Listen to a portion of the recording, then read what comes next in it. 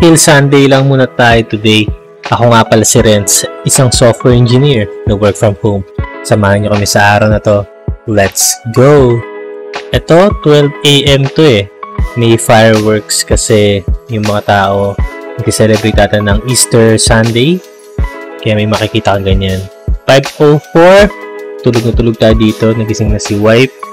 5:19 AM, palabas na yung araw. Kitang-kita mo yung mga bundok.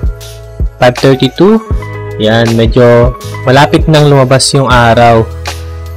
5:41 AM, tulog na tulog pa din tayo dito.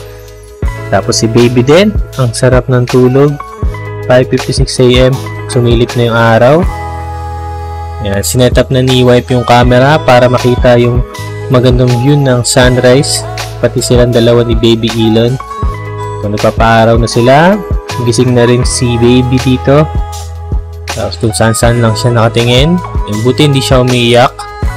Kasi busog yata siya sa breastfeeding ng madaling araw. Dito, tinayo na siya ng onte. After mag-sunrise, ito, naglalaro sila ni mami niya. Kinakausap siya, kinikis-kis. Humingiti siya dito, nagre-respond siya. Malapit na ito magsalita. Dito naman, ibang position. Ganun ulit, nilalaro ni mami niya. Tapos siya nakikinig lang dito. Tapos dito naman, napakita niya yung kanyang bicep.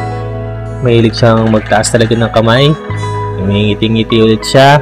Nagkatawa siya, nagre-respond siya sa sinasabi ni mami niya. So, walang kumingiti siya dyan. Yan. Pakita ulit ng biceps. 6:34 AM. Tayo din, pakita ng biceps. Mukhang sa akin talaga nagmana si baby Elon. Ito na, nanonood na si baby ng Miss Rachel. Nagre-respond din siya kay Miss Rachel. Humingiti siya. 6:51 AM, nagising na rin tayo. Tinabi sa atin si baby Elon dito. Good mood siya. Kaya hindi siya umiiyak. Nakatingin lang siya sa camera. Niyakap na natin siya dito para malak na natin. Hindi na siya makawala. And good mood pa rin siya. And mukhang nag-enjoy pa siya. Kasi dito, magwawala na siya.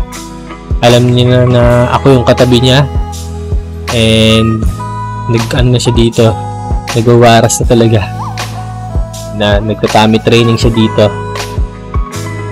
And ito naman, binigyan tayo ni wife ng barley. Nakasweet talaga ni wife. Kaya kailangan agad nating ubusin to. And dito naman, nagne-nail cutter. Hindi pala, nail trimmer pala ang tawag dito. Ang bilis kasi na humaba ng kuko ni baby. Kahit isang araw pala na hindi matrim, humaba agad siya. Pababayan tayo dito para kunin yung Shopee delivery. Meron palang binili sa atin si wife na hindi natin alam, bumili siya ng shorts. So ito na, nakuha na natin to. Hindi tayo na-open lang natin. Short siya kasi naawa na daw sa akin si wife. Butas-butas na daw yung shorts ko. Ang dami na daw himulmul, saka butas, kaya binili niya ako na itong shorts na to. Sinukat na natin dito. So perfect. After nyan, mag-work lang tayo. Mag-edit lang tayo ng videos kasi weekend ngayon. Kaya puro edit lang tayo. So yun lang. Thank you for watching.